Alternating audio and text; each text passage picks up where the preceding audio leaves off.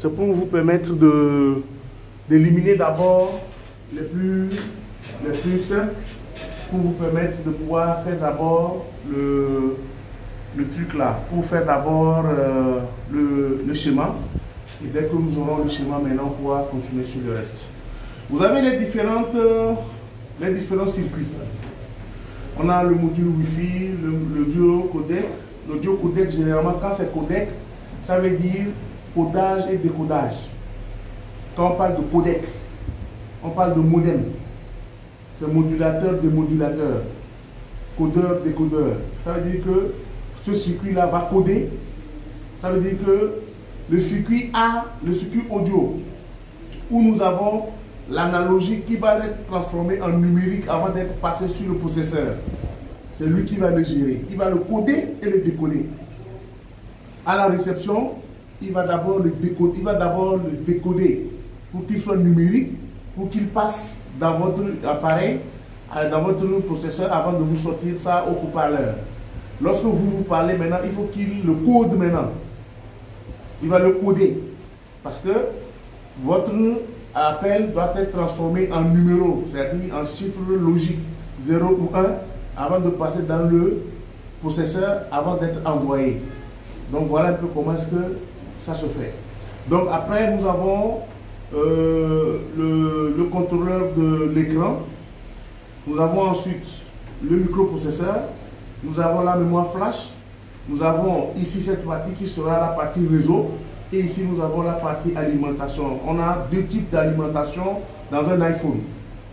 Sur une carte mère d'un iPhone, on a sur une carte mère d'un iPhone, on a deux circuits Power Management.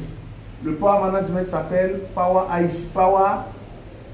Management Device, c'est-à-dire PMD ou PMU, Power Management Unit.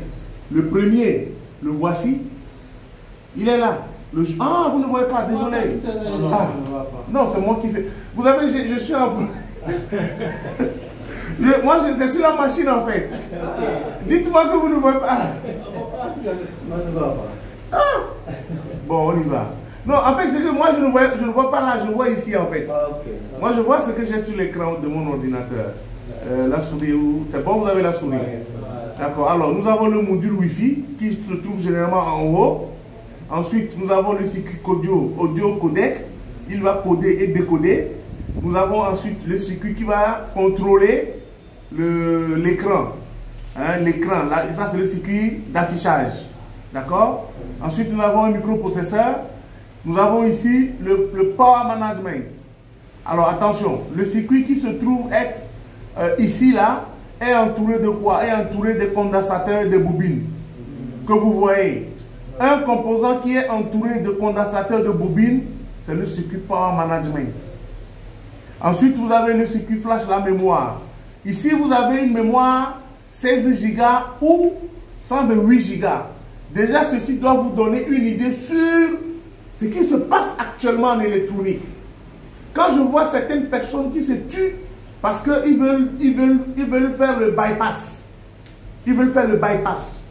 Moi, le bypass aujourd'hui, je préfère carrément remplacer la mémoire flash.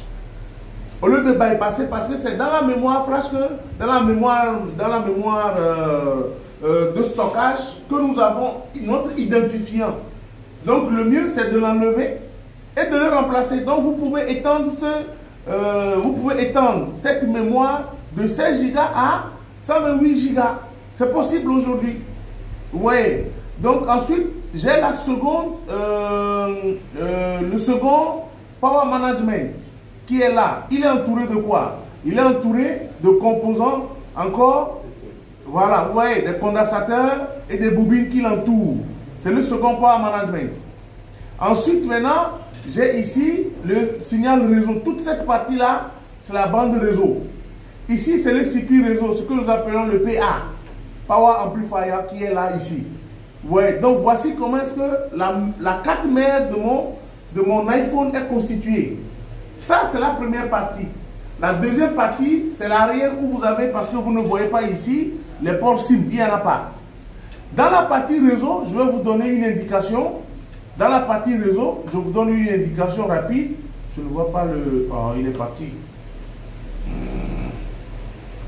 Dans la partie réseau, faites attention parce que vous verrez des petits composants bleus ou blanches. Ces composants-là, on les appelle des coupleurs bleus ou blancs. Si vous allumez, si quelqu'un peut allumer là-bas, je vous montre ça sur la carte s'il vous plaît. C'est en bas, celui du blanc, en bas, celui du bas, sur la gauche. Oui. Bon, regardez M. Doumbia là-bas, en haut dans la partie réseau. Montrez-nous la partie réseau. Non, sur la carte. Non, là, ici. Sur la photo d'en bas. Là où vous étiez. Voilà, la deuxième photo. Oui, montrez-nous la partie réseau. La partie réseau. Oui. La partie réseau. C'est toute la partie là. Tout ça? Oui, commencez toujours de la gauche vers la droite. Voilà. Voilà. C'est toute cette partie-là qui est le réseau. D'accord? Toute cette partie-là, c'est le réseau. Maintenant, les coupleurs, ce sont les pièces blanches que vous voyez en haut. Regardez les pièces là. Les deux, voilà, les deux là. Voilà. Ça et ça, ce sont les coupleurs. Déjà, eux doivent, si vous prenez une carte mère de smartphone, quand vous regardez ces deux pièces-là, ça doit vous indiquer maintenant la partie réseau. C'est des coupleurs de fréquence. Ils sont là pour coupler le signal qui rentre. Ils sont toujours dans la partie réseau. C'est ce que vous êtes en train de voir ici. C'est ça. Ils sont soit blancs ou bleus. Les voici. Vous voyez? Les voici. Ce sont eux ça. Donc quand vous les voyez comme ceci, c'est la partie réseau qui est là. D'accord? Donc c'est la partie réseau que vous voyez où nous avons les coupleurs. Donc quand quelqu'un veut prendre une carte mère, il pourra reconnaître la partie réseau. Soit par le quartz, soit par quoi? Par les coupleurs. D'accord? On peut éteindre maintenant et on continue. Merci. Alors, nous allons continuer notre diapo. Maintenant, nous allons montrer un schéma et un schéma qui nous parle de la partie audio. Tout à l'heure, nous en avons parlé. Et ici, j'ai fait une représentation. J'ai ici un schéma synoptique et un autre aussi également ici. Ici, le schéma audio codec dont je parlais, voici un peu comment ça fonctionne. Monsieur Doumbia, vous voyez un peu que nous allons un peu doucement dans ce que vous avez demandé tout à l'heure. Voici un peu un circuit audio. Le circuit audio est là. Tout autour du circuit audio, nous avons des lignes de sortie, des lignes d'entrée. Nous avons la ligne bleue et rouge. Bleu qui signifie la masse et le rouge qui signifie quoi? Le positif. D'accord? À chaque sortie se trouvent des filtres. Le filtre peut être un condensateur. Le filtre peut être un condensateur. C'est pour pouvoir filtrer le signal qui sort. Et si vous prenez les haut-parleurs à la maison, vos woofers, tout ce qui est haut-parleur à la maison, vous verrez toujours qu'il y a un condensateur sur le haut-parleur. Ce condensateur que le tuba place sur le haut-parleur là, c'est pour filtrer le son. C'est pourquoi vous avez ce qu'on appelle dans le son le treble, le médium et la base. Le treble, vous entendez le son qui fait... Le médium, vous entendez...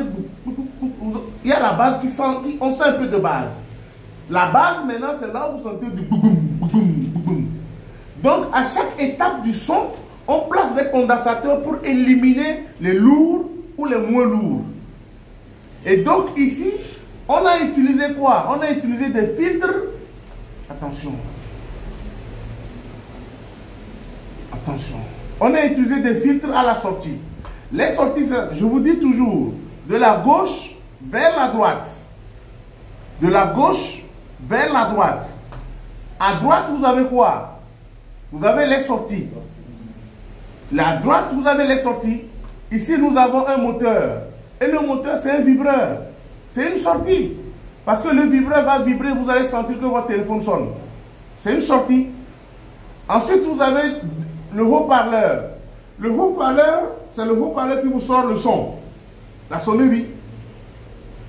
La sonnerie ou ce que vous appelez kit main libre. C'est lui qui fait les deux en même temps à la fois.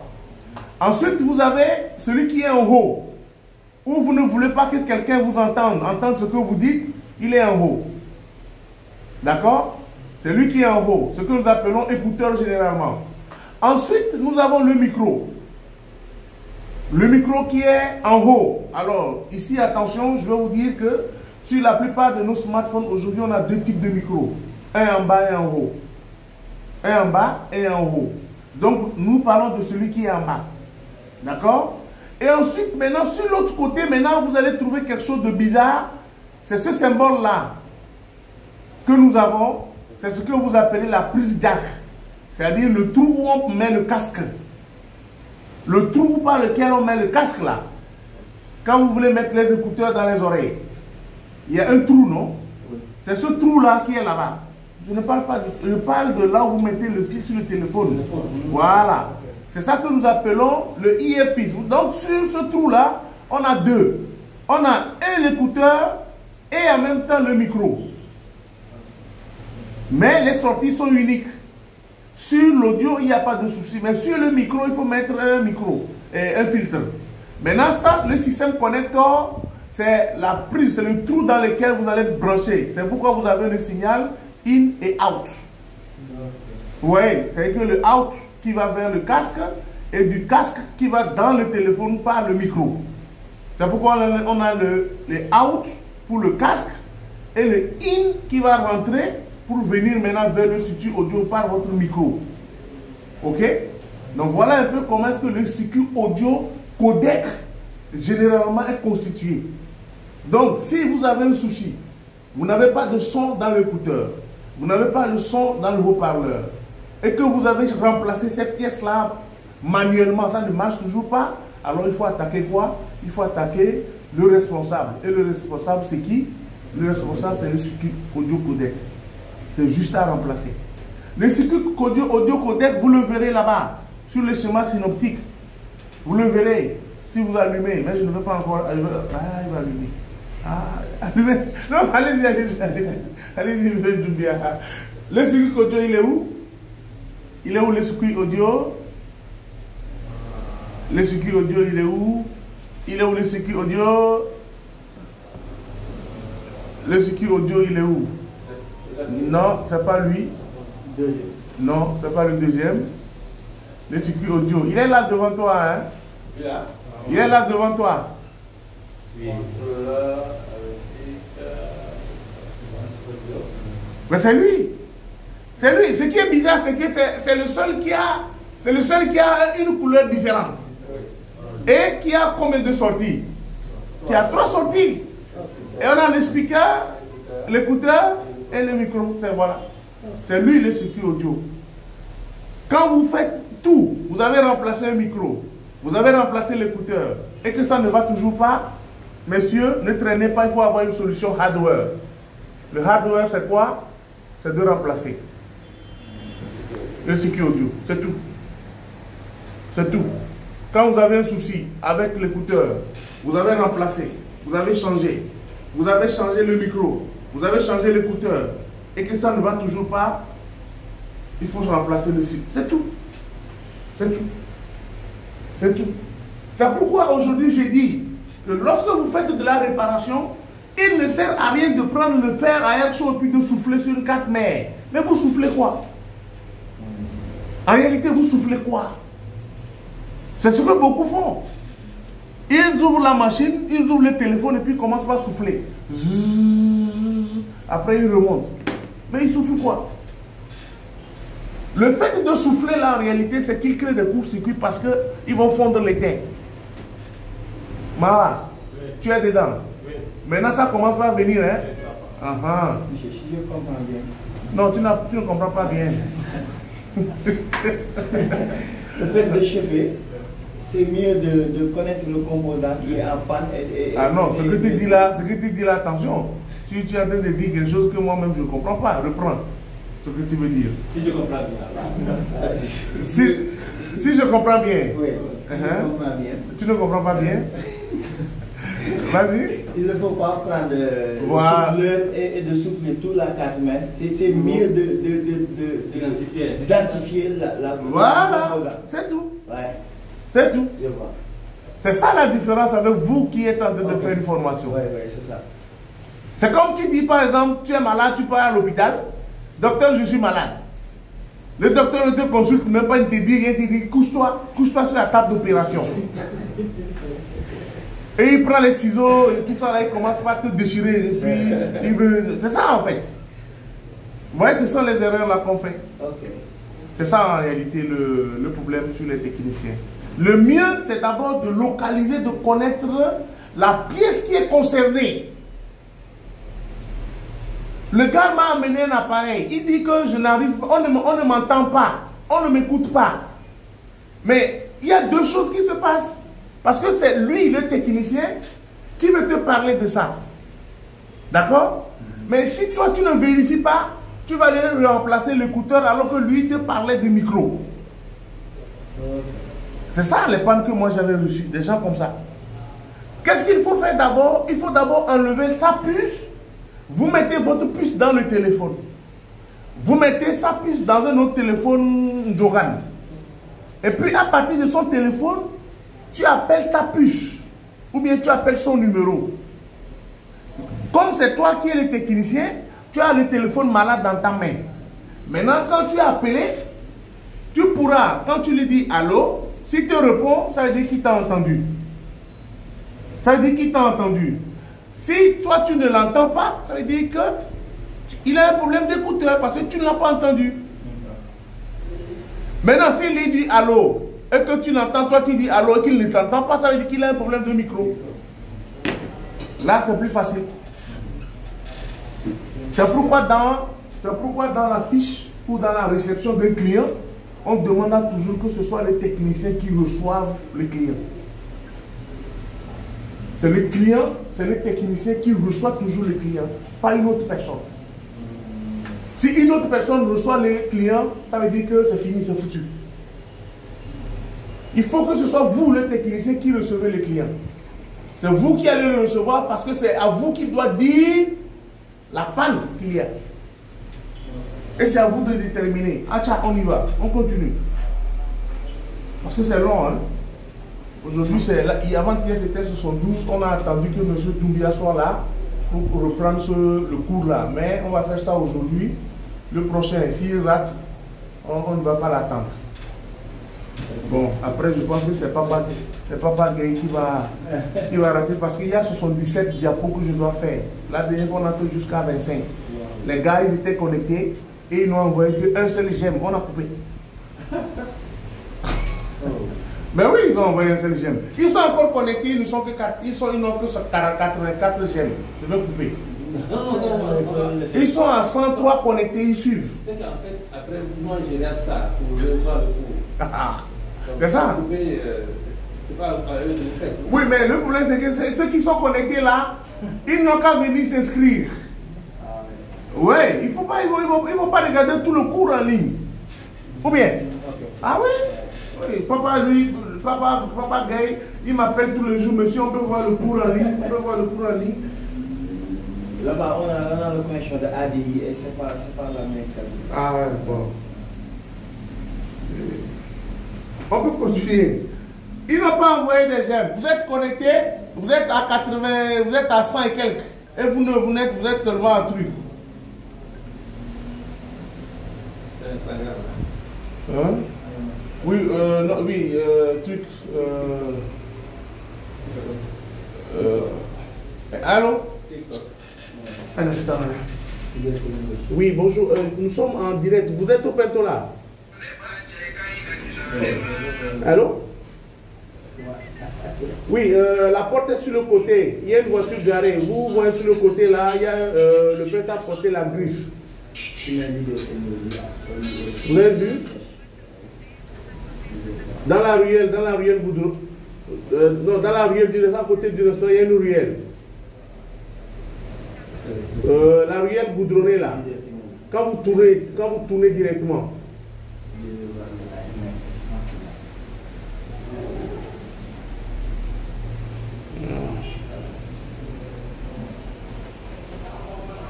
Bien, on peut aller. Vous êtes connectés. Vous envoyez des cœurs, envoyez des j'aime. On doit atteindre 10 000 j'aime. Hey.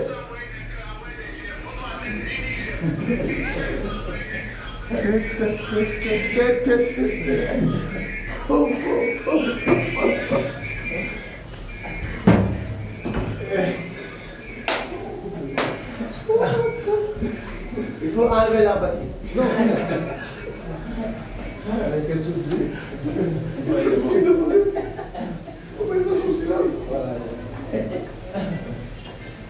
Non, c'est comme ça que j'écris. C'est comme dans la vie.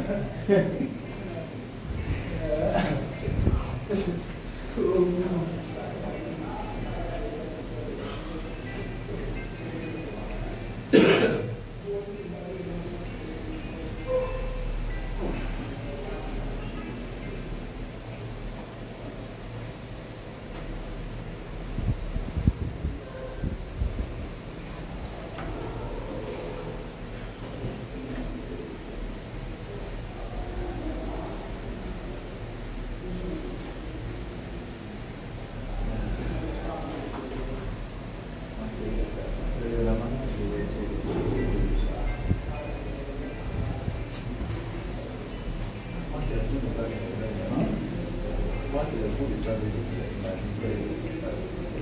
Non, il n'est pas très bien. Mais souvent, il n'y a pas de temps pour faire le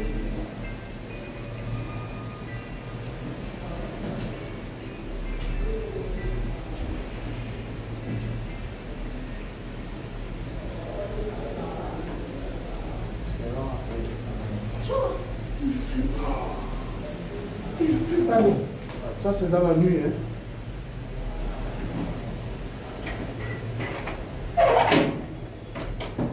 Parce qu'ils n'ont pas atteint 10 000 j'aime. Moi, je vais couper.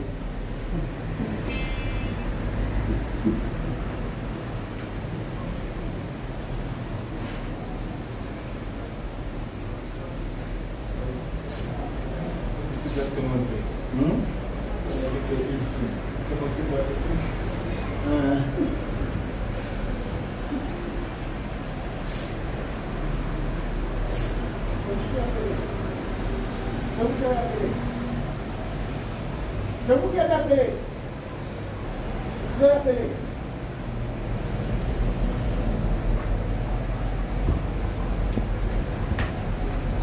Il y a quelqu'un qui est là-bas.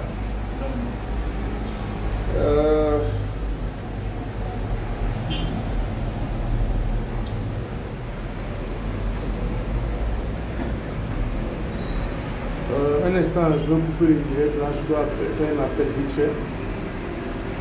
Puis,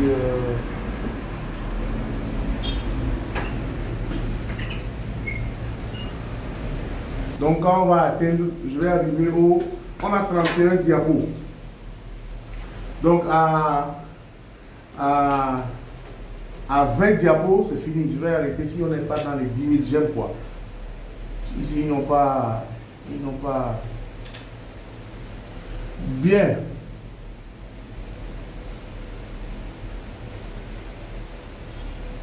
On va continuer. Alors, sur le diapo qui suit, vous avez les micros. Il est très important de connaître ça. Très important parce qu'on n'aura pas le temps trop d'en parler. Donc, le temps que vous ne préparez votre document à remettre, nous allons parler des accessoires. Le micro, c'est la moindre des choses que beaucoup font aujourd'hui, ils remplacent. Vite fait, sans souci. Les micros, on a deux types de micros. Les micros, on a deux types de micros. On a les micros numériques et les micros analogiques. Donc, vous avez deux types de micros. Vous avez les micros numériques et les micros analogiques. En regardant, ici, de la gauche toujours, vous avez là, et puis là. Ce sont les micros numériques.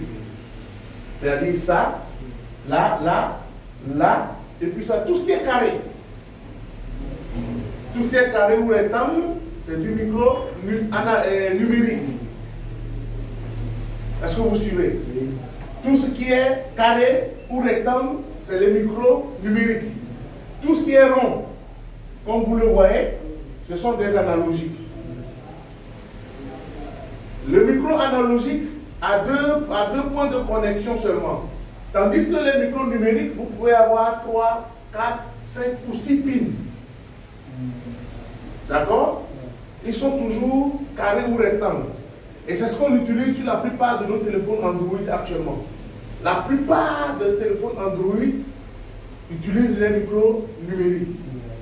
Ils sont plus avantageux en termes de son. Tandis que les micros analogiques ont besoin toujours d'un codec derrière. Donc pour éviter les codecs, on va utiliser des micros numériques dans les appareils. D'accord?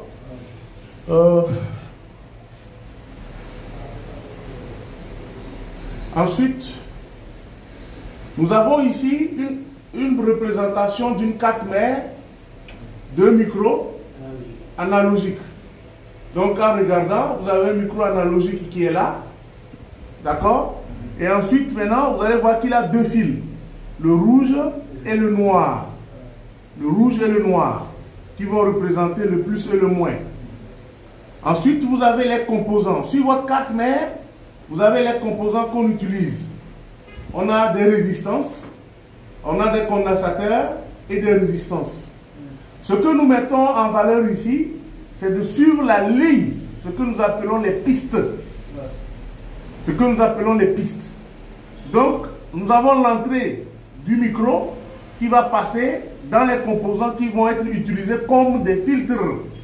Ce sont ce que vous avez vu tout à l'heure dans le schéma du audio, le codec. Je vous ai parlé des, comment on dit, des filtres. Et on avait utilisé des résistances et des condensateurs. C'est ça, les filtres qu'on a mis.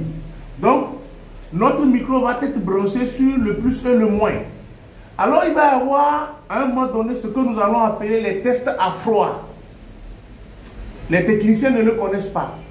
On va vous montrer comment on fait le test à froid.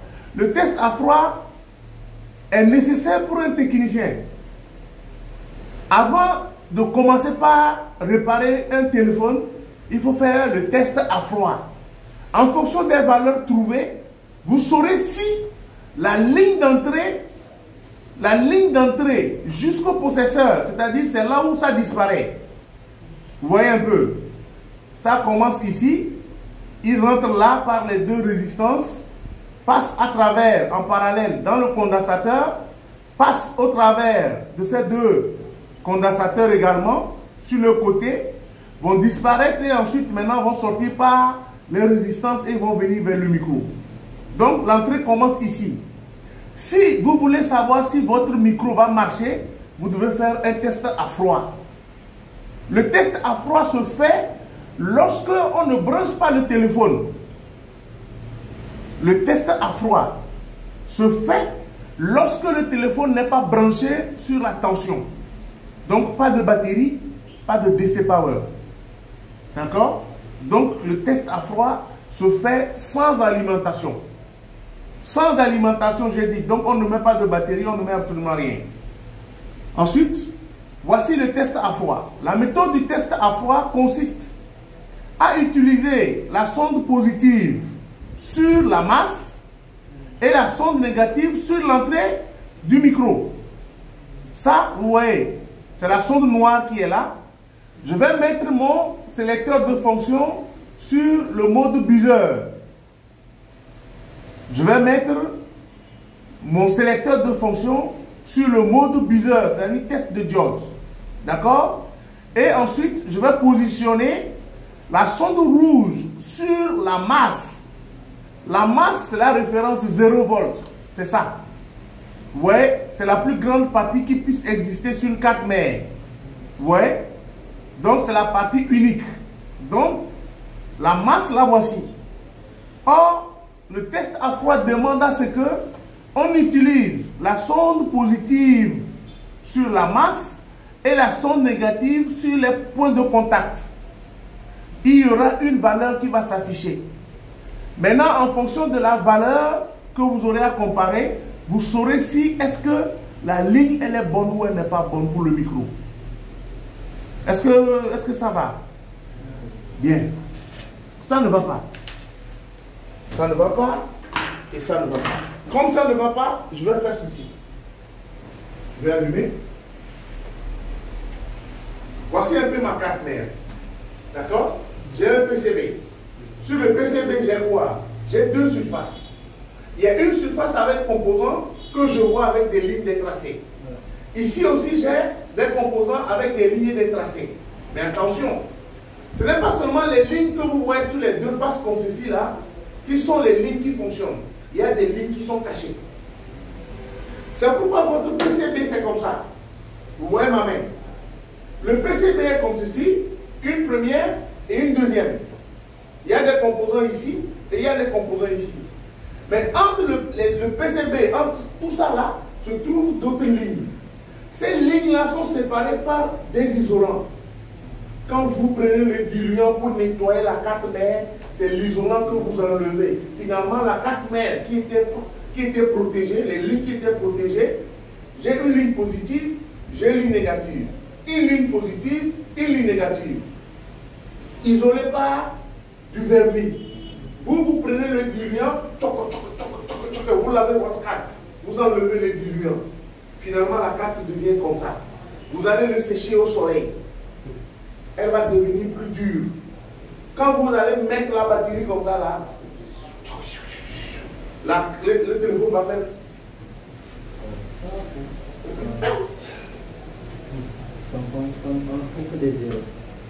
Je répète encore parce que j'ai dit ça avant-hier. J'ai dit ça avant-hier. Vous savez, j'ai dit ça avant-hier dans un cours. Et un monsieur a capté ça. Un qui nous suit depuis Lomé. Il a capturé ça. Et il m'a ramené ça. Ceux qui utilisent les diluants pour nettoyer les cartes, vous êtes les tueurs de cartes. Moi, j'en fais partie. Toi, si tu as fait ça, oui. Tu as capturé. Tu es un tueur de cartes. Oui. C'est un utilisateur de diluant. Le diluant, pourquoi demandez-vous la question? Pourquoi on vend le diluant dans une bouteille, pas dans un plastique? Quand tu arrives à la maison, prends une tasse de café, les plastiques jetables là, et puis verse le diluant dedans. Achète le diluant à la quincaillerie. Et verse ça dedans, tu verras que le plastique, le tasse de café va fondre. Wow. Le diluant est un ennemi juré. Le diluant est un ennemi juré du vernis. Or, c'est le vernis que vous voyez. Ce que vous êtes en train de voir en vert ici, ça, ce que vous voyez ici en vert, c'est du vernis. C'est du vernis que vous voyez. Si l'appareil tombe dans l'eau, vous verrez que ce vernis-là va commencer par s'enlever. Même quand vous prenez une lame et que vous grattez, vous allez voir que ça s'enlève. Et après, vous voyez le cuivre qui se fait voir. Généralement, c'est ça.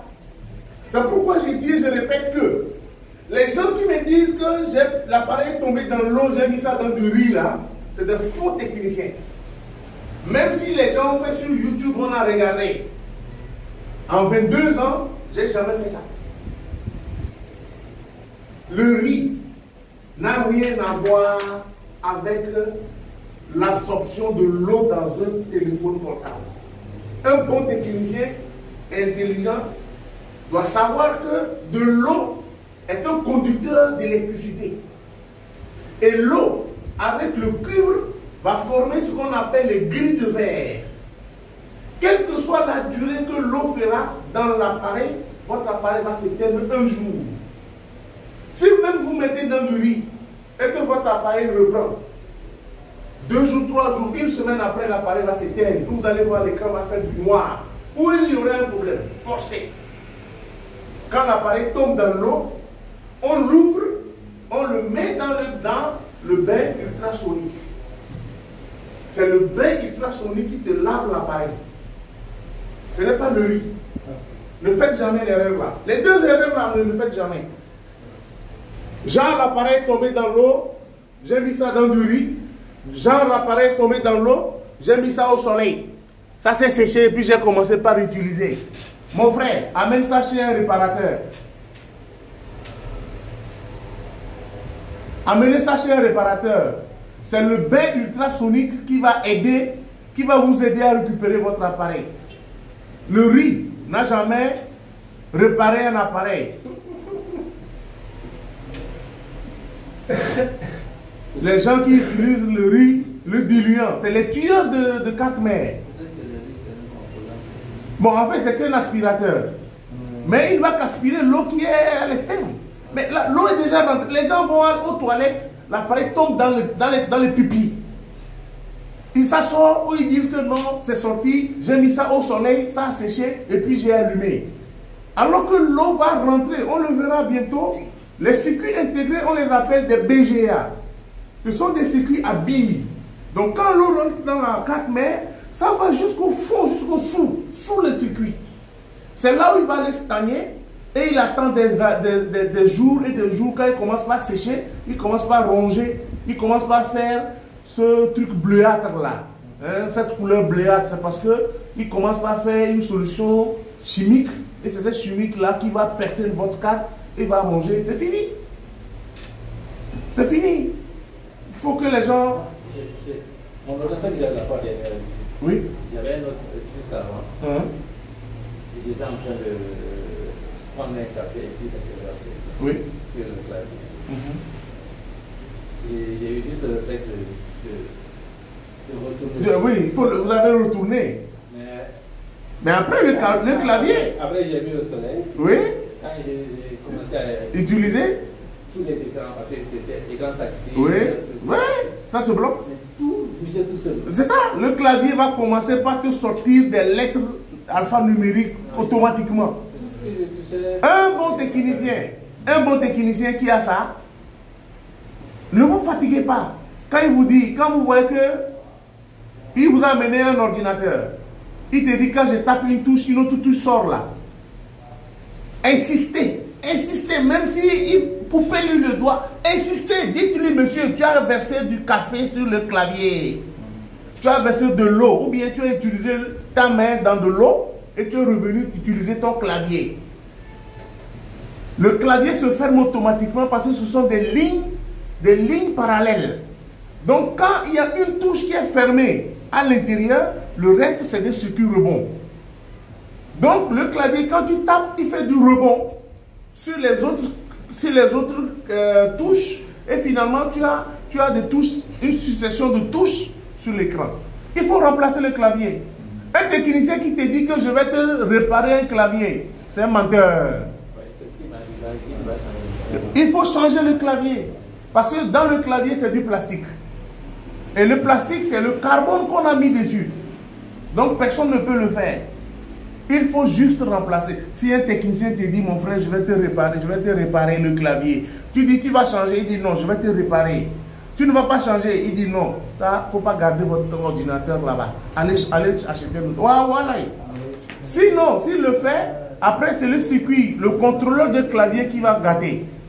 Et c'est fini, vous jetez votre machine. Allons-y. On peut aller, on peut continuer. Envoyez des cœurs, envoyez des j'aime. Envoyez seulement. Envoyez des j'aime, envoyez des cœurs. Envoyez des cœurs. Alors, je vous montre un peu comment est-ce que vous allez faire. Je vous montre un peu. Alors, voici, je regarde la vidéo sur TikTok. Qu'est-ce que je fais?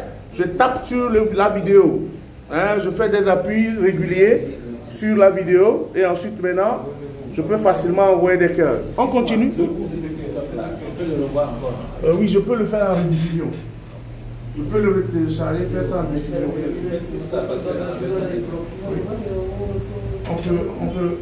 On peut le faire une rediffusion.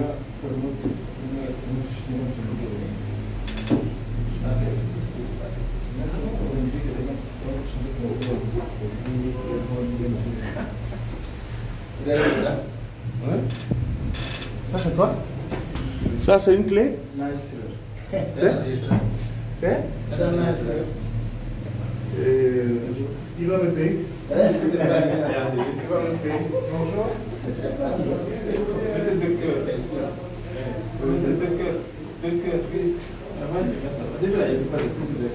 cher. Non?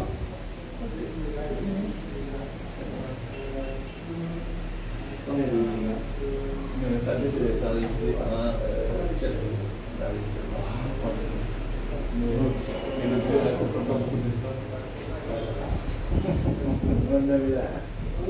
Je sais me dire, mettez des cœurs. Tu as mis des films. Non, je suis en direct. Ah. Quand tu es en direct, tu ne vas pas mettre des films.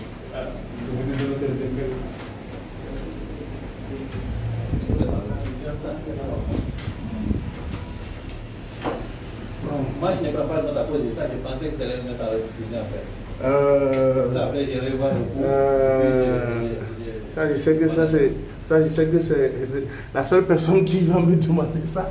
C'est M. Doumbia qui peut me dire ça, qui va me dire encore, il faut le dire. Parce que la division, elle est longue en fait. C'est des heures, hein. Okay. C'est des heures de cours, ça fait à peu près 1 heure de cours. Après, pour le télécharger, c'est un peu long. Mais je vais le refaire. Je vais le diffuser. Je vais le diffuser.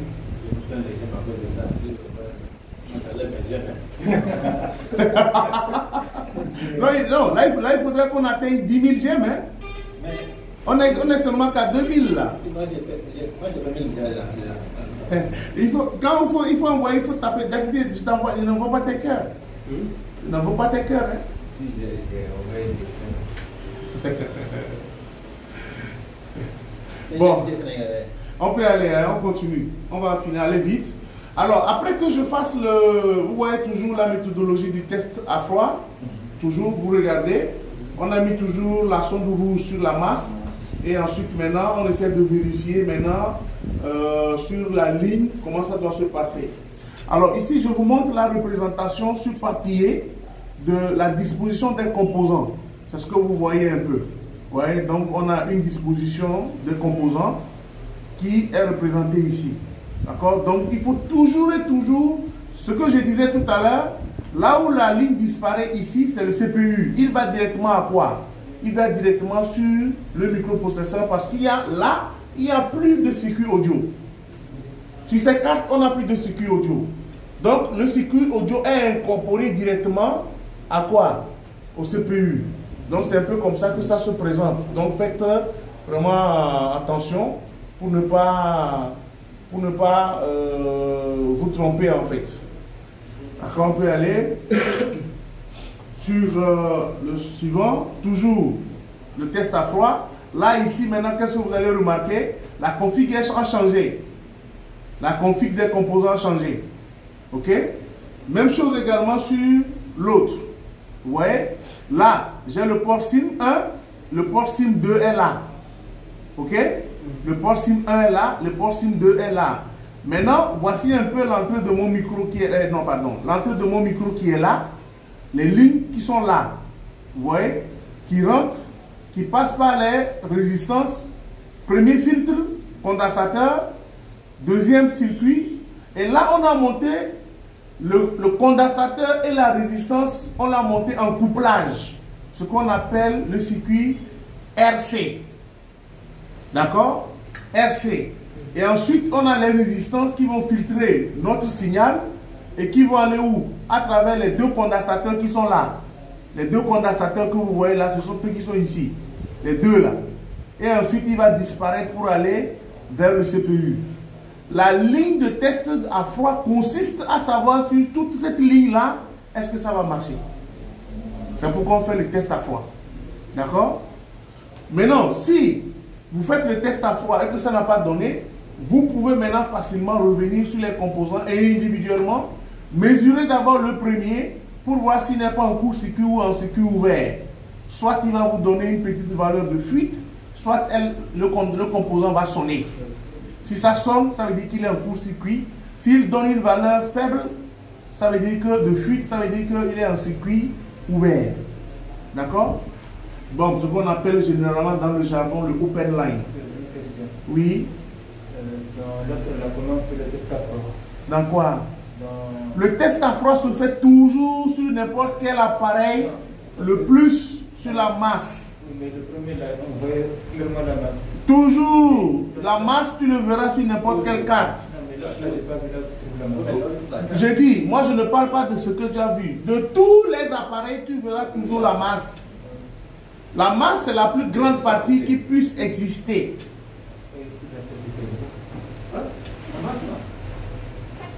La masse est là-bas, mais ici tu ne pourras pas le voir. Pourquoi? Parce que tu ne vois pas les externes. Mais la masse peut se trouver à l'intérieur, même là où on a mis le plus. Ici, on a mis plus. Ça veut dire que ici, c'est la masse. Même le fer que tu trouves sur le fer que tu vas trouver sur le port SIM, c'est la masse. Là où il y a une vis, hein, là où il y a une vis, c'est la masse. Là où il y a un trou pour la vis, c'est la masse. Voilà, tu as compris maintenant? Bien. Maintenant, nous allons aller maintenant sur les micros. J'ai parlé tout à l'heure des différents types de micros. Et sur les différents types de micros, j'ai dit que nous en avons plusieurs. On a 4 types de micros numériques. Nous avons le micro numérique à 6 pins, le micro numérique à 3 pins, le micro numérique à 4 pins, le micro numérique à 5 pins. Messieurs, à partir d'ici, maintenant, vous pouvez commencer par prendre des photos parce que c'est des choses que vous ne verrez, vous ne retrouverez plus. Hein? Où? Commencez par prendre les photos parce que c'est là où c'est un peu compliqué.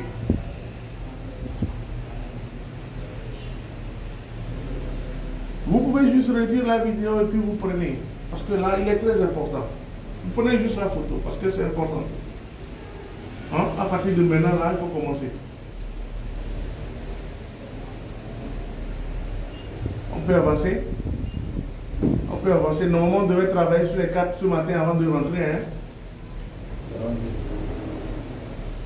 Bon, on n'est pas encore à 5000 j'aime. On n'est même pas encore à 5000 j'aime. Il faut qu'on soit à 10 000 j'aime aujourd'hui. Il faut 10 000 j'aime. Et puis nous sommes à la 11e diapo. Ça veut dire qu'à 20 diapos, je vais arrêter le live. Oui, mais parce qu'on n'est pas à 10 000 j'aime. Aujourd'hui, je veux qu'on atteigne 10 000 j'aime. Et ils sont là, attends, je veux voir. Si je vois combien ils sont en ligne, s'ils sont pas. Ben, ils sont à 151 personnes en ligne, en train de nous suivre. Ça? Oui. Non, c'est des avares en fait. Si c'était des histoires d'Adamo qui faisaient des trucs sagam nagam là, ils aiment ça. Quand c'est des trucs qui n'ont pas de sens là, ils aiment envoyer des cœurs. Hein? Si c'est les gens sangam nagam qui faisaient des trucs là, il allait être en train d'aimer. Si c'est les challenges, les trucs bizarres qui ne leur servent absolument à rien, c'est ça là qu'ils aiment. Quand on a un cours comme ça qui en France coûte presque 2000 euros, sans le billet, sans l'hébergement, ils vont être là à ne pas aimer, ils sont là en train de profiter seulement.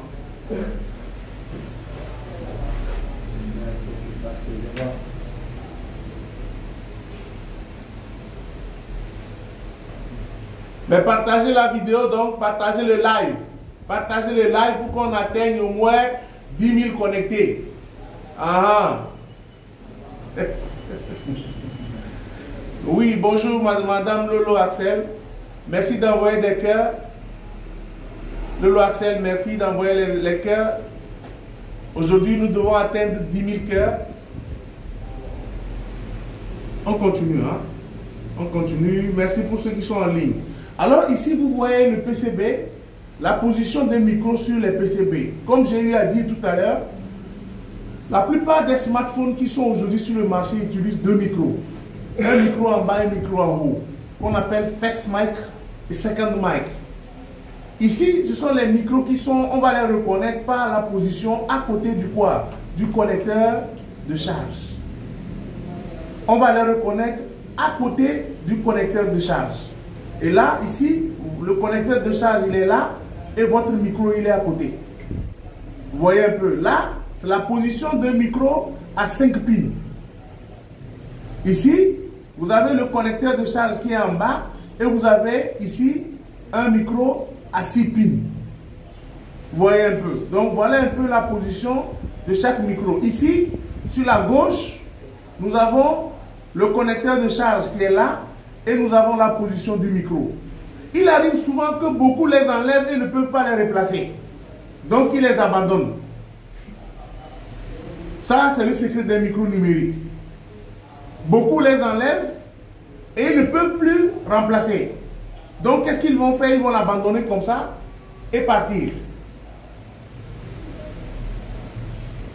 Ils vont le faire et puis ils vont abandonner, ils vont partir. Donc, quand vous prenez votre carte, le gars vous dit que j'ai un problème de micro. Je n'entends pas. Je n'entends pas. Ou j'appelle, la personne ne m'entend pas. Ça veut dire qu'entre-temps, regardez les vis du téléphone. Regardez les vis du téléphone. Vous allez voir que le gars a déjà ouvert. S'il a déjà ouvert, posez-lui la question s'il n'a pas envoyé ça à quelqu'un. Il doit l'avoir envoyé à quelqu'un. Qu'est-ce que vous devez faire? Vous ouvrez seulement votre téléphone et ensuite maintenant, vous le remplacez par un micro analogique.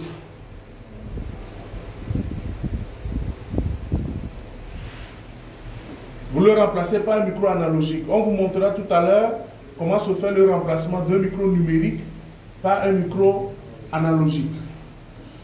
Alors, voici maintenant la partie essentielle. Prenez en photo s'il vous plaît, parce que les définitions ou les termes que vous avez ici doivent se retrouver sur le micro. Partagez le direct, partagez le live, envoyez des j'aime. Est-ce que tu partages? Tu as partagé?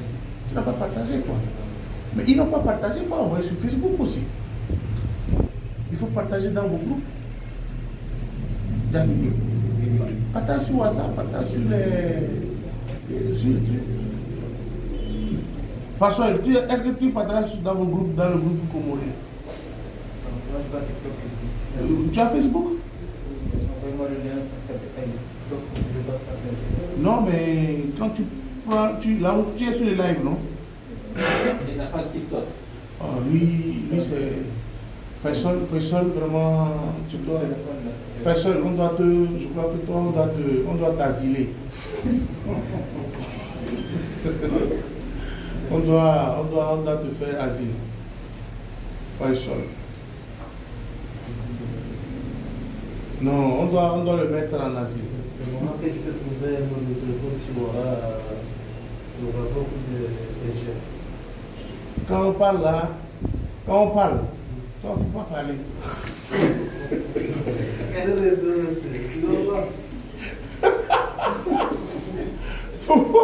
Faut pas que lui parle parce que lui, il a sorti un téléphone qui est quoi? C'est un téléphone XR. Sony Axi. Hein? C'est quelle marque le téléphone?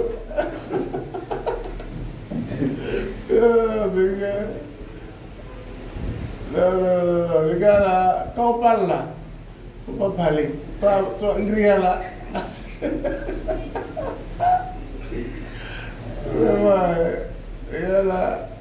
Et puis maintenant, il me dit clairement que lui doit recevoir les téléphones du Comore avant.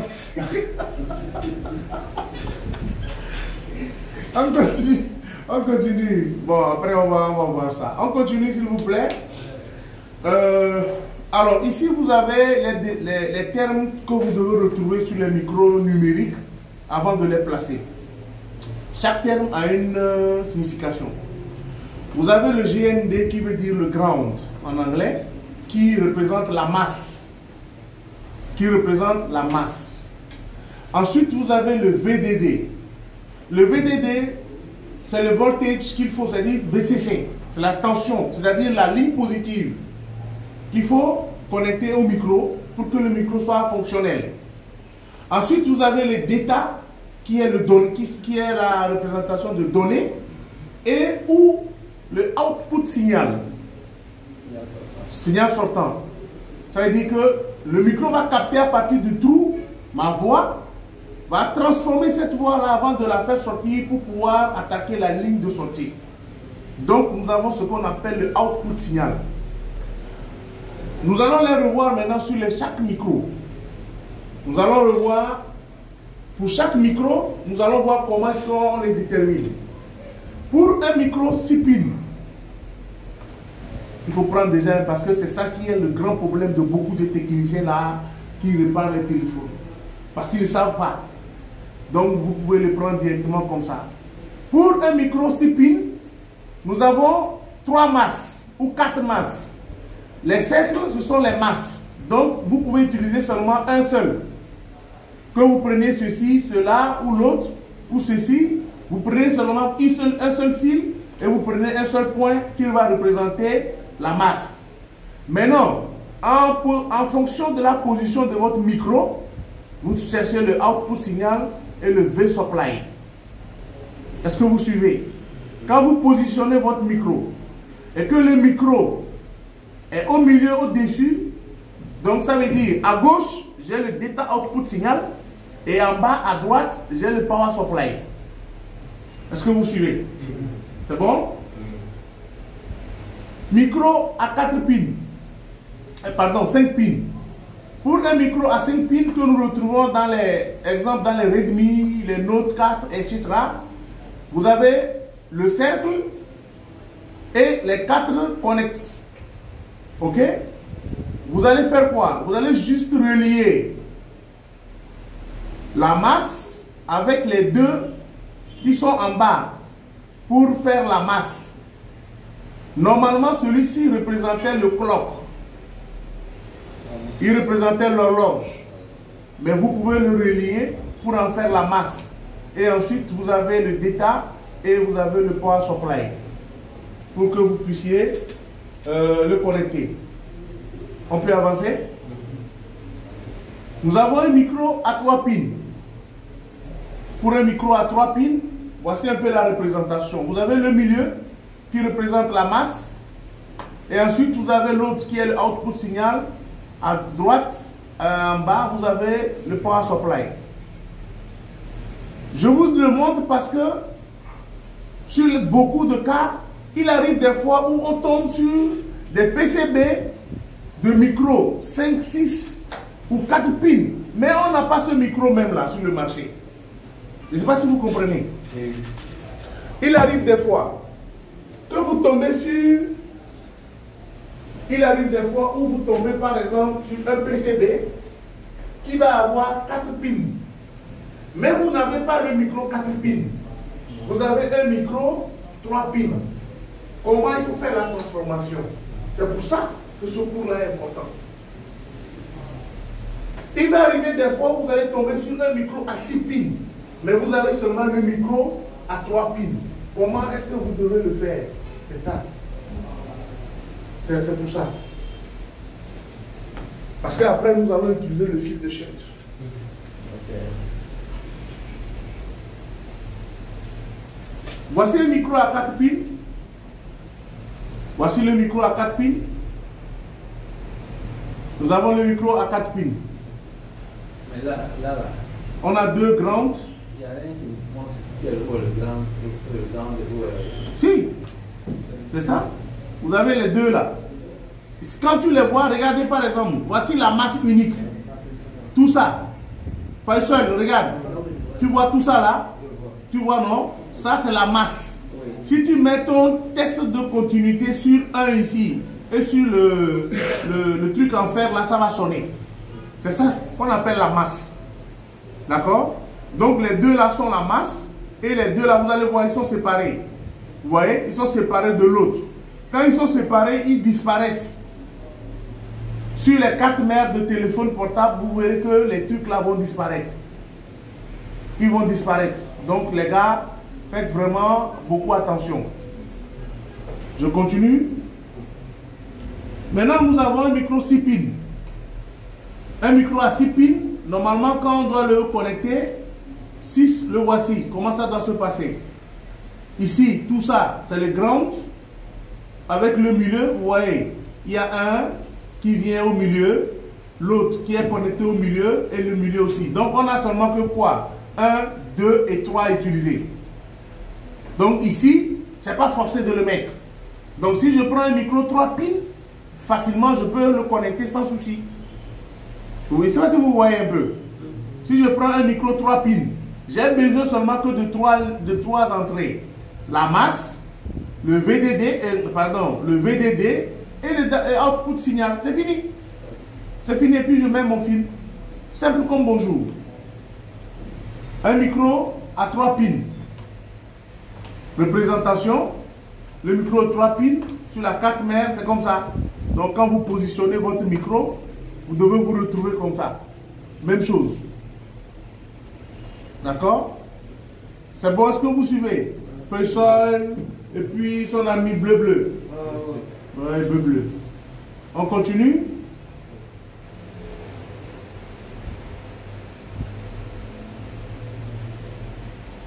On continue. Voici maintenant comment est-ce qu'on va faire maintenant si nous ne pouvons pas souder le micro. Tout à l'heure, je vous parlais de quoi? Des fils de shunt. Donc, nous allons coller, comme vous le voyez, on va relier les fils de shunt. Ici, c'est un micro à 6 pins. Et on avait dit qu'on pouvait prendre seulement que 3 fils. Vous voyez, on a pris le VDD, le output signal, et on a pris la masse. La masse, normalement, c'est ça qui vient là.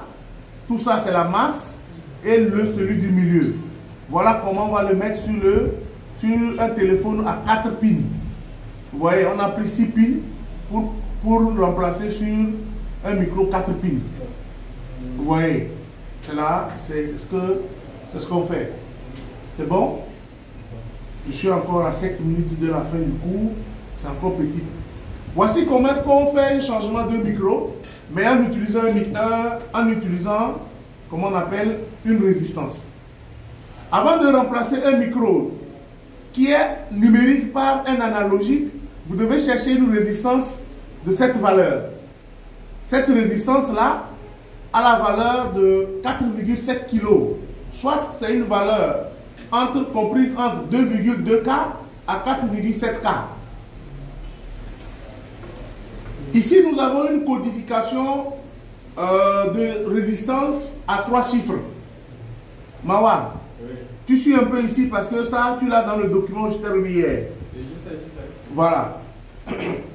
Lorsque tu vois cette codification, ça veut dire que le premier chiffre, le deuxième chiffre vont représenter le chiffre significatif. On ne touche pas, on ne multiplie pas, on n'additionne pas. Le troisième chiffre est un chiffre multiplicateur. Ça veut dire que je vais faire quoi? Je vais écrire 47 multiplié par 10 exposant 2. Ce qui me fait 4000 ohms. 4700 ohms là, je vais le convertir en kilos. Donc de la gauche vers la droite, je compte 1, 2, 0, plus le 7 qui sera ici. Je vais placer la virgule et puis j'aurai 4,7 kilo ohms. Est-ce que tu as compris? Oui, je sais. Ah, donc il m'a sauvé lui. Bon, nous allons passer maintenant sur la gauche. Sur la gauche, en voulant placer un micro analogique sur un micro numérique, il faut relier les deux là par le GND. Mais pour le faire par le GND, nous devons utiliser le micro. Ici, c'est le VCC. Ici, c'est le data, les données. Donc, je vais placer ma résistance entre quoi? Je vais placer ma résistance entre le VCC et le data. Ici, c'est la masse. Donc, ça n'a rien à voir. On peut les relier ensemble. C'est la masse, donc on peut les relier. Ça n'a rien à voir. Vous voyez? Donc, je place ma résistance entre le plus VCC et le data. Pour ne pas qu'il y ait un court-circuit. Donc, la résistance va faire office de shunt ou de shunt où il va diminuer l'intensité qui va passer. Ensuite, voici un peu comment est-ce que je place. Je vais placer ma résistance là. Et ensuite, maintenant, je vais souder. Voici la résistance qui est là, que vous voyez ici, sur la ligne rouge. Toujours la flèche représente l'entrée. D'accord? Et là, ici, maintenant, voici la masse. Je vais mettre tout le fil noir là sur les deux extrémités. Donc, je viens de les court-circuiter. D'accord? Est-ce qu'il y a une question? Y a-t-il une question? Il n'y a pas de question. Jusque-là, c'est faisable. Voici le résultat. Attention. Je place le micro, la résistance et ensuite je relie les deux. Voici un peu ce que ça donne. Donc je mets une résistance en court-circuit entre le signe, le VCC et le data. et ensuite je court-circuite les deux masses. Le résultat, le voici. Donc voici le moins court-circuité et voici le signe, le VCC et ensuite le détail ici. Donc il va traverser la résistance pour aller maintenant vers le microprocesseur. Je peux continuer? Je suis à 24 diapos. Je peux continuer? Je continue. Voici le résultat, par exemple, d'un micro numérique sur une carte mère. Comment le dessouder? Alors, on ne souffle pas sur le micro. Le micro numérique, on ne le souffle pas. Si vous soufflez sur le micro, si vous voulez le placer, vous le gâtez. C'est un micro très sensible. Très, très sensible. Au dessoudage, c'est facile. Mais pour le remplacer, c'est très difficile, très complexe. C'est pourquoi il faut utiliser le fil de shunt. Mais il arrive que vous pouvez le faire par une autre technique que je vais vous montrer. Lorsqu'on fera la pratique, il faudra utiliser quelque chose. Et vous allez le souder. Les techniciens qui sont en ville ne le connaissent pas. Venez vous inscrire pour vous former. Ici, on ne fait pas du bana-bana. Ici, on est professionnel. Soit tu connais, soit tu ne connais pas. Ceux qui sont là, qui nous suivent ou qui allaient voir la vidéo après, envoyez vos petits frères qui sont à la maison, qui dorment, qui ne boivent qu'Ataya tous les jours et qui attendent que vous leur donnez de l'argent à la fin du mois. Il faut leur envoyer à Leader Technologie. Je continue. Vous avez un micro que nous avons dessoudé. Là, nous avons un micro que nous avons dessoudé. Ici, ça forme le commun.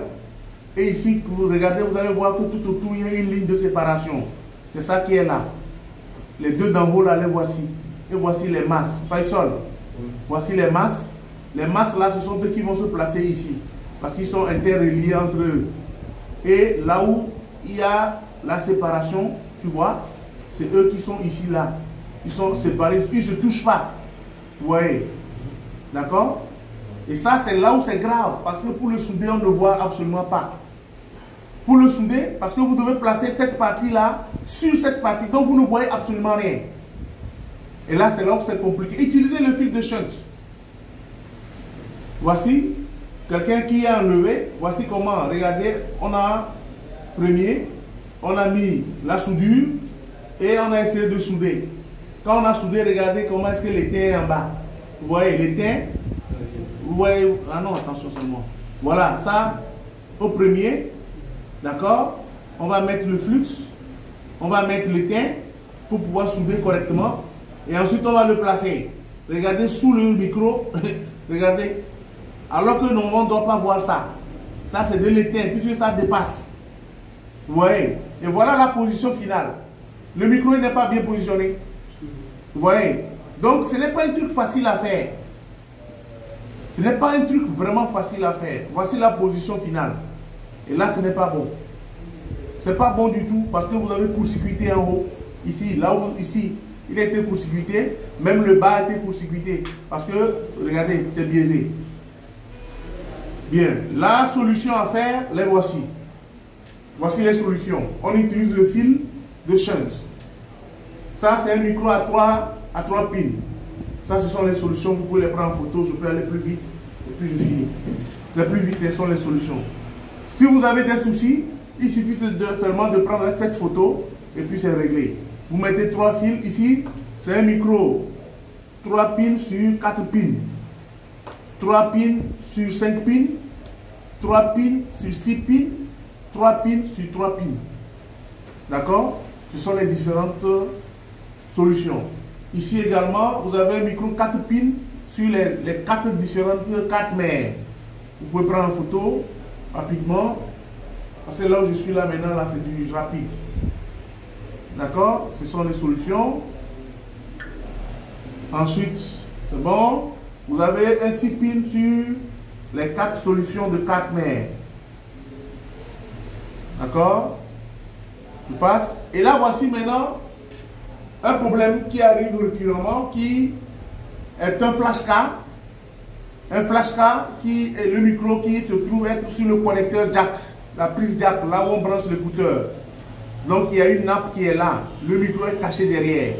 Ça vous ne pouvez pas souder parce que vous risquez de griller le flash card. Si vous soufflez sur ça, si vous soufflez ici, vous allez griller le flash card.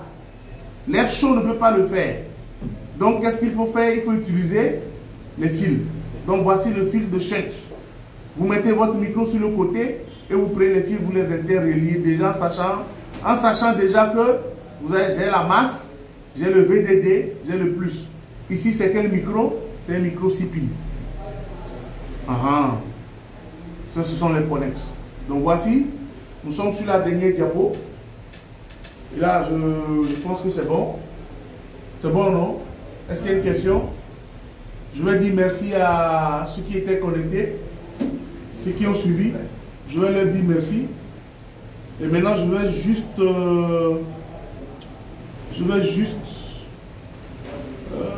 sur ce diapo-là, merci. Et puis ceux qui sont connectés, voici les fusibles sur les smartphones.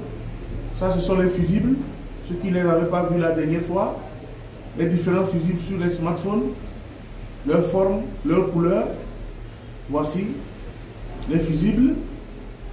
Ça, ce sont les fusibles et on les retrouve dans les alimentations. D'accord? Là, vous avez ici un schéma synoptique d'un smartphone. De la gauche vers la droite, les entrées, les sorties sont sur la droite. À gauche, les entrées par les antennes et à droite, les sorties. Ceux qui n'avaient pas suivi. Ici, vous avez la définition de GSM. GSM qui veut dire Global System for Mobile Communications. D'accord? Ça, c'était une technologie standard qui remplaçait un peu le télégramme et le téléphone ordinaire. Donc, quand on vous demande qu'est-ce que c'est que le GSM, c'est Global System for Mobile Communication. Ici, vous avez la représentation de ce que nous appelons le réseau cellulaire. C'est un cours d'ingénieur à ce niveau. Je ne pense pas qu'il y ait une école à Dakar qui puisse l'enseigner, qui le fasse. Bon, je ne pense pas. Ça, c'est l'architecture d'un réseau cellulaire. Un téléphone cellulaire est appelé MS, c'est-à-dire Mobile Station, c'est-à-dire une station qui est mobile. Ensuite, cette station mobile va émettre de petites puissances, des émissions de faible puissance, qui sera captée par des BTS, Base Transceiver Station. C'est les antennes que nous avons dans chaque quartier, sur nos toits, dans les maisons. C'est les BTS. Derrière les BTS se trouve un réseau qui est au niveau de l'opérateur. Et ça, normalement, je ne dois pas rentrer dans les détails. Alors, quand vous faites un appel, l'appel va passer par un BTS qui va ensuite aller vers un serveur que nous allons appeler MS, Mobile Switching Center. Lorsque vos téléphones seront interconnectés, c'est le Mobile Switching Center qui va les relier. Mais auparavant, le Mobile Switch Center, qui est MS, ira d'abord faire des recherches au niveau de deux registres. Le registre visiteur, qui est le VL, Visitor Location Register, ou le HLR, qui est le Home Location Register. C'est pour pouvoir faire les tarifications. Est-ce que l'abonné, le numéro que j'appelle, appartient au numéro à l'opérateur initial? Si oui, donc le tarif à appliquer sera opérateur à opérateur. Mais si la personne n'est pas de la maison, n'est pas abonnée, donc ça veut dire qu'il y aura un tarif intra-opérateur. Vous voyez, c'est comme Free et Orange qui n'ont pas les mêmes tarifs de communication. Donc il faut d'abord une certification par ce qu'on appelle l'AUC, qui est l'Authentification Center, avant que ça ne parte directement sur le réseau public qui est le RTC. Voici un peu la représentation des cellules. C'était comme si c'était des bulles ou un nid d'abeilles. Donc, en voyant ça, nous avons des cellules. On les a numérotées de 1 jusqu'à 7.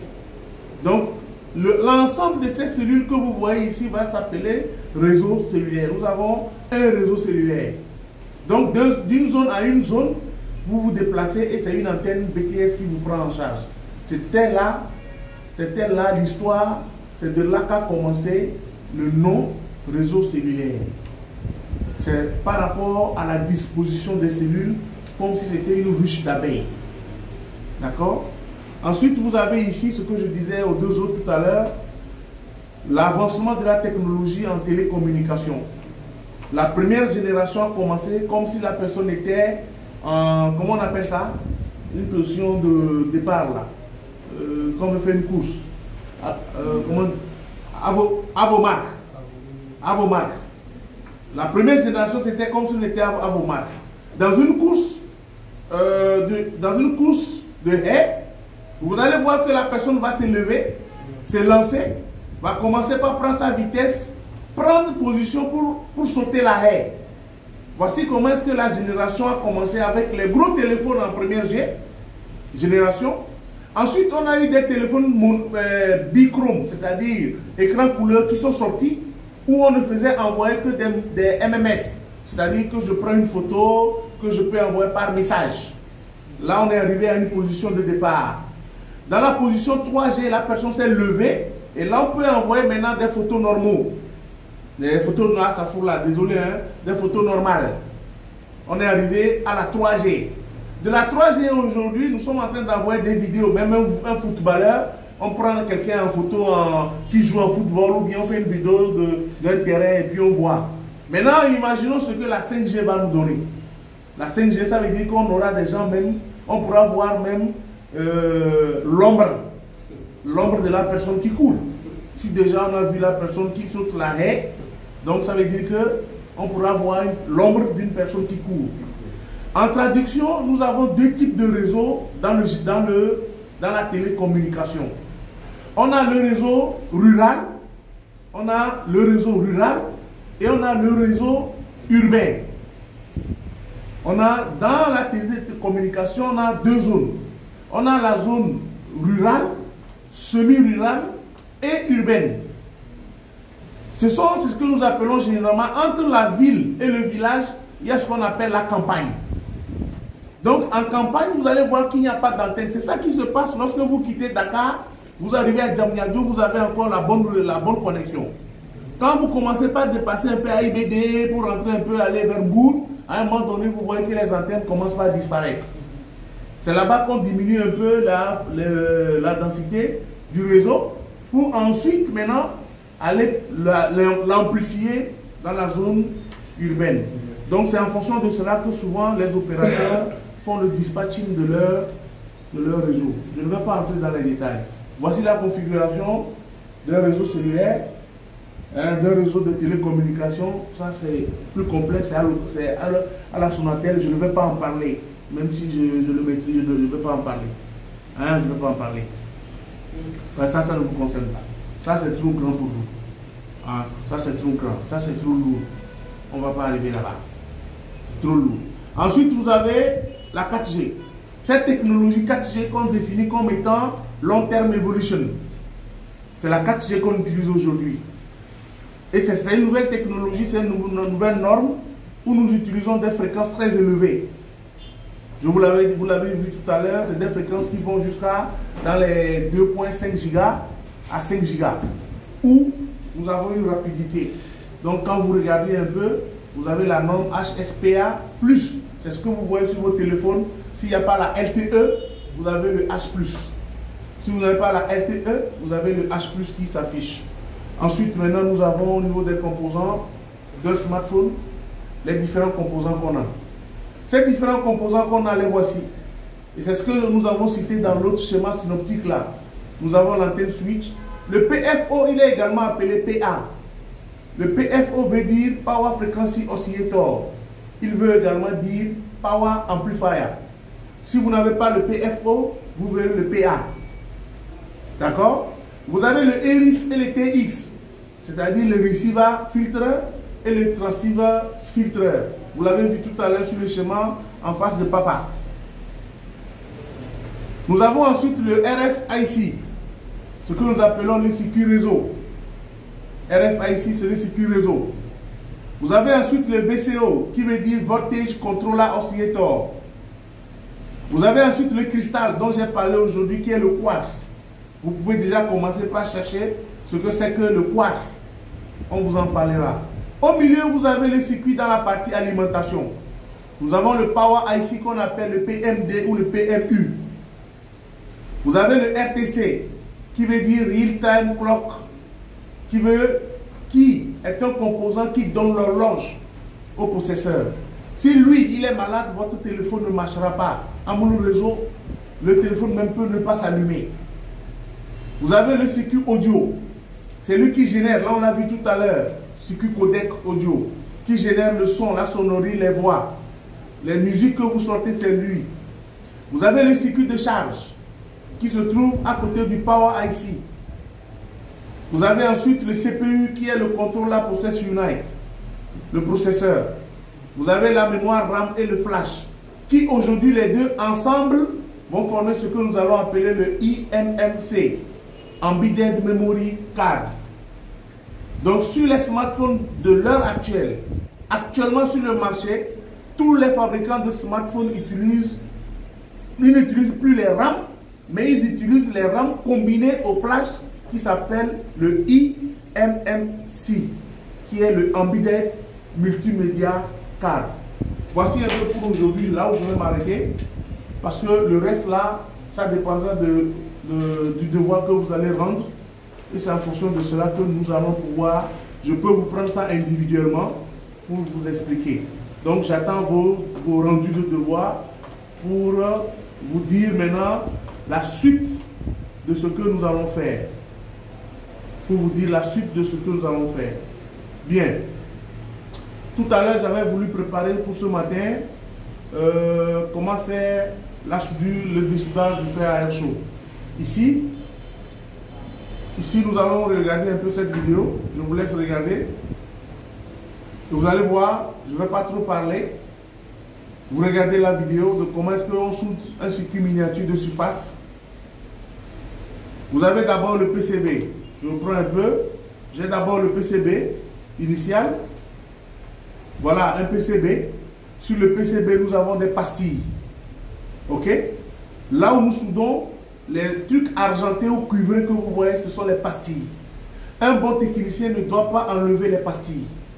Un bon technicien ne doit pas dessouder la pastille. Si vous dessoudez la pastille, ça veut dire que vous ne pourrez plus souder. Vous serez obligé de faire comme les techniciens bana. Soit prendre un fil, soit vous prenez la lampe, vous grattez le fil.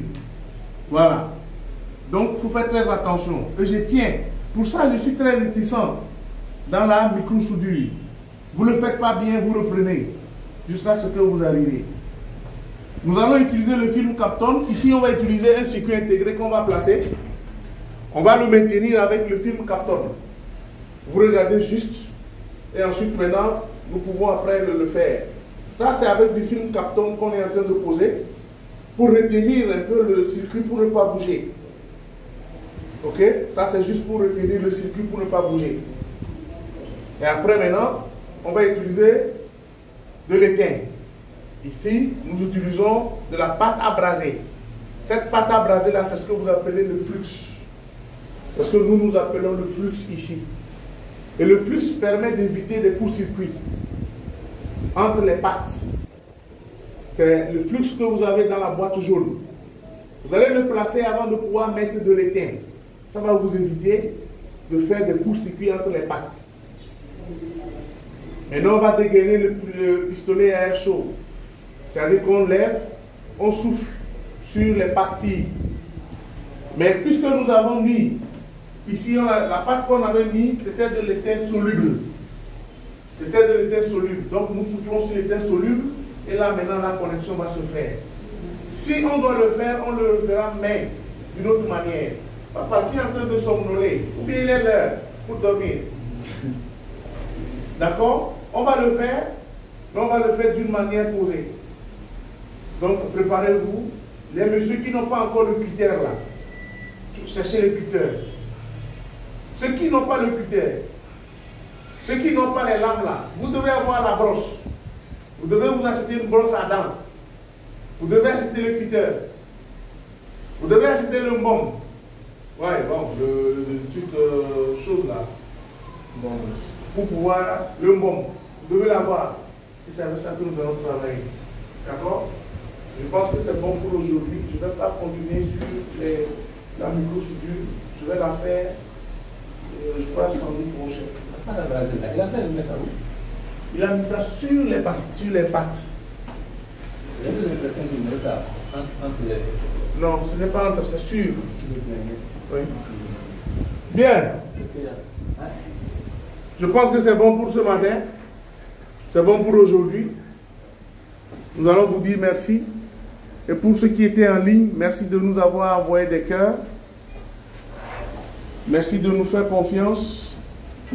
Merci de toujours soutenir Leader Technologie.